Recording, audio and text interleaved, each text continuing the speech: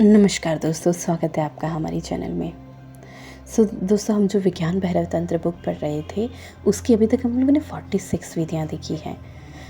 आज हम आगे की देखेंगे। शुरू करें। विज्ञान भैरव तंत्र, द बुक ऑफ सीक्रेट तंत्र, ओशो, तंत्र सूत्र विधि नंबर 47। और ये ध्वनि के संबंध में अंतिम विधि है। इससे पहले हमने 10 विधियाँ देखी और अब ये अंतिम विधि है। इस सूत्र में ओशो शिव का सूत्र है सबसे पहले कि अपने नाम की ध्वनि में प्रवेश करो और उस ध्वनि के द्वारा सभी ध्वनियों में अब इस सूत्र को समझाते हुए ओशो कहते हैं कि मंत्र की तरह अपने नाम का उपयोग बहुत आसानी से किया जा सकता है। ये बहुत ही सहयोगी है क्योंकि तुम्हारा नाम तुम्हारे अचेतन में बहुत गहराई में जा चुका है, उतर चुका है। उसकी कोई भी चीज़ अचेतन की उस गहराई को नहीं छू पाती है। ये हम इतने लोग इतने लोग बैठे हैं, यदि हम सभी सो जाए ना और कोई बाहर से आकर के राम का नाम आवाज़ दे तो उस व्यक्ति के सिवाय जिसका नाम राम है ना, कोई भी व्यक्ति उसे नहीं सुनेगा। राम उसे सुन लेगा। सिर्फ जिसका नाम राम है वही उसको सुन लेगा और उसकी नींद में उसे बाधा पहुंचेगी।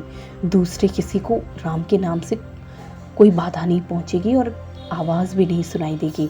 लेकिन एक आदमी क्या सुनता है? कारण ये है कि ये नाम उसके गहरे अचेतन में उतर गया है। अब ये चेतन नहीं है, अचेतन बन गया है। तुम्हारा नाम तुम्हारे बहुत भीतर तक प्रवेश कर गया है। तुम्हारा नाम के साथ एक बहुत सुंदर घटना घटती है। तुम कभी अपने को अपने नाम से नहीं पुकारते हो, है ना? सदा तुम्हारा दूसरे लोग तुम्हारा नाम पुकारते हैं। तुम अपना नाम कभी नहीं लेते हो, सदा दूसरे लेते हैं। मैंने सुना है कि पहले महायुद्ध में अमेरिका में पहली बार राशन लागू हुआ था।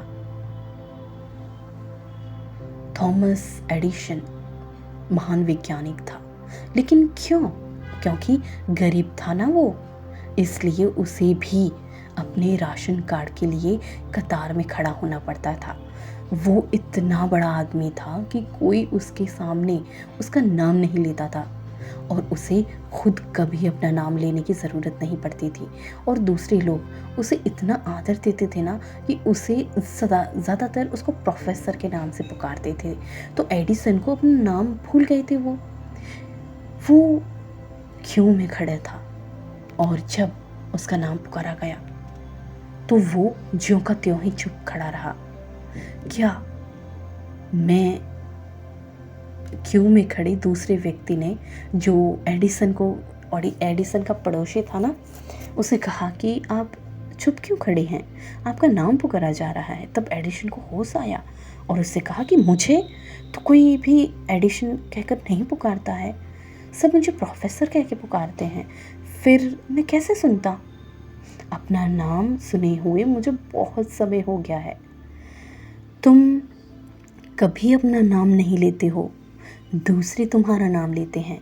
तुम उसे दूसरों के मुंह से सुनते हो, लेकिन अपना नाम अचेतन में गहरा उतर जाता है, बहुत ही गहरा। वो तीर की तरह अचेतन में छेद कर देता है।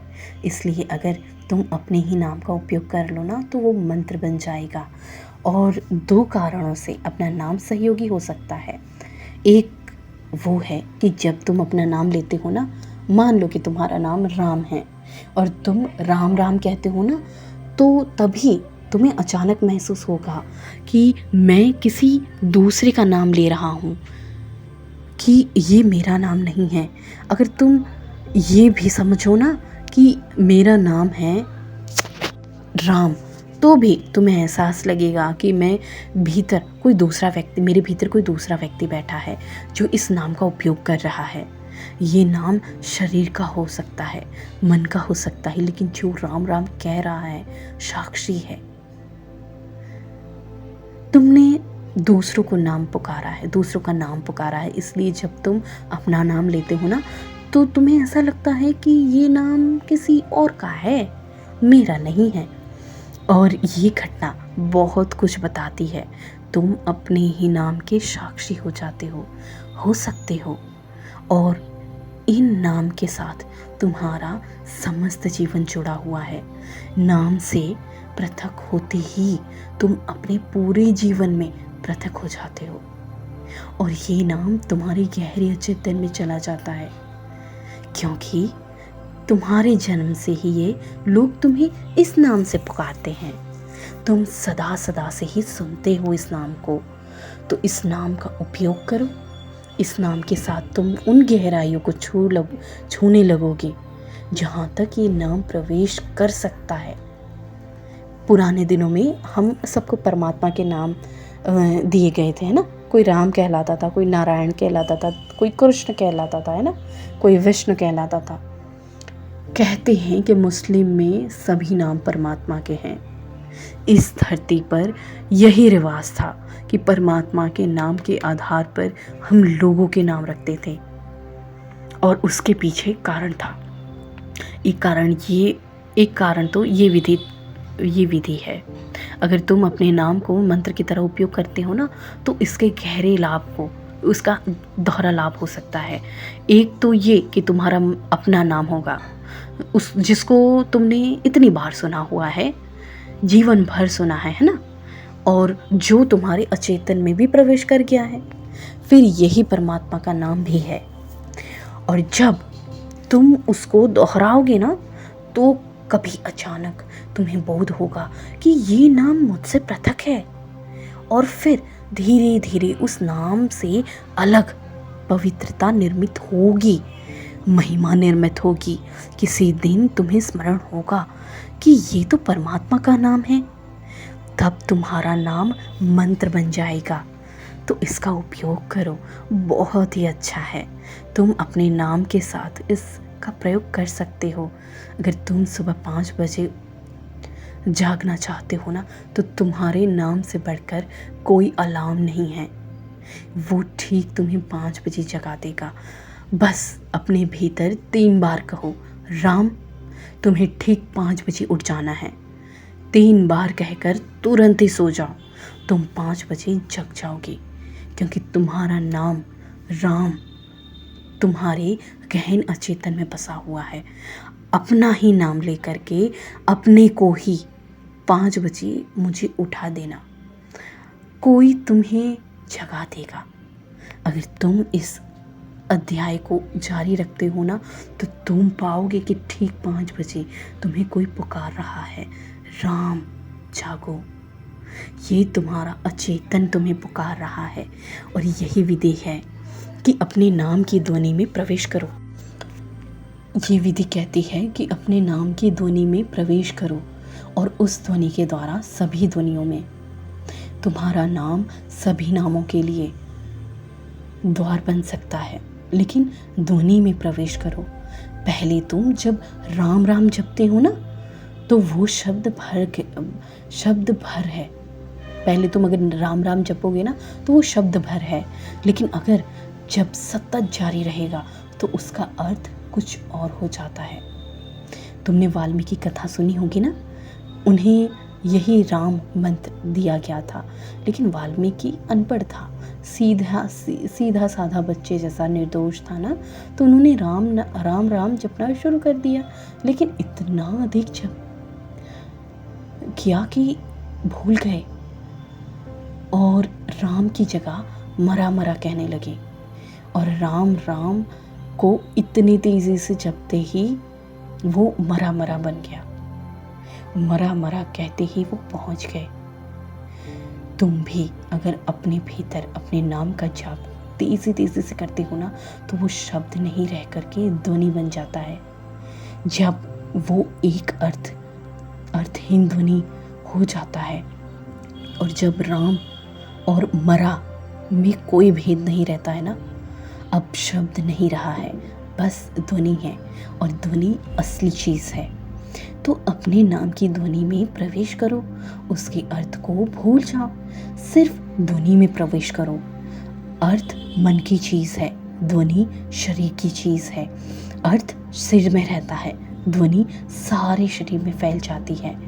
अर्थ को भूल ही जाओ, उसे एक अर्थहीन ध्वनि की तरह जपो और इस ध्वनि के ज़रिए तुम सभी ध्वनियों में प्रवेश कर पाओगे। ये ध्वनि सब ध्वनियों के लिए द्वार बन जाएगी। सब ध्वनियों का अर्थ जो है वो सारा अस्तित्व है। भारतीय अनुसंधान का ये एक बुनियादी सूत्र है। अस्तित्व की मूलभूत इकाई विद्युत है, ध्वनि नहीं है। लेकिन वे ये भी मानते हैं कि ध्वनि भी एक तरह का विद्युत ही है। भारतीय सदा कहते हैं ना कि विद्युत ध्वनि का ही एक रूप है। तुमने सुना होगा कि किसी विशेष राम के द्वारा आग पैदा की जा सकती है। ये संभव है क्योंकि भारतीय धारणा ये है ना कि समस्त विद्युत का आधार ध्वनि है। इसलिए अगर ध्वनि को एक विशेष ढंग से छेड़ा जाए, किसी खास राग में गाया जाए ना, तो विद्युत या आग पैदा हो सकती है। लंबे पुलों पर फौज की टुकड़ियों को लयबद्ध शैली में चलने की मनाही है क्योंकि कई बार ऐसा हुआ है कि उनकी लयबद्ध कदम पड़ने के कारण पुल टूट गए। ऐसा उनके भार के कारण नहीं होता है, ध्वनि के कारण होता है। अगर सिपाही लयबद्ध शैली से चलते हैं तो उनके लयबद्ध होने के कारण, विशेष ध्वनि के कारण पुल टूट जाता है। वे सिपाही यदि सामान्य ढंग से सड़क निकलते हैं ना, वहाँ से निकल जाते हैं तो पुल को कुछ नहीं होता है। पुराने यहूदी इतिहास में उल्लेख है कि जेरिको शहर ऐसी विशाल दीवारों से सुरक्षित था ना, उन्हें बंदूकों से तोड़ना बहुत ही असंभव था। लेकिन वे ही दीवारें एक विशेष ध्वनि के द्वारा तोड़ डाली गई। उन दीवारों के टूटने का राज ध्वनि में छिपा था। द्वारों के सामने अगर उस ध्वनि को पैदा किया जाए तो दीवारें भी टूट जाएगी। तुमने अली बाबा की कहानी सुनी होगी ना, उसमें भी एक खास ध्वनि बोलकर चट्टानें हटाई दी जाती है।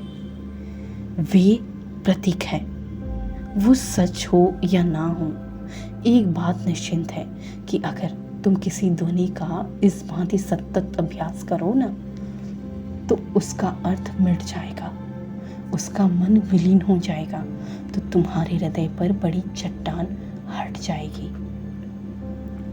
ओशो, विज्ञान भैरव तंत्र, भाग 2, प्रवचन नंबर 31, विधि नंबर 47 यहीं समाप्त होती है। मुझे अभी तक इतने प्रेमपूर्ण और इतने ध्यान से सुनने के लिए धन्यवाद।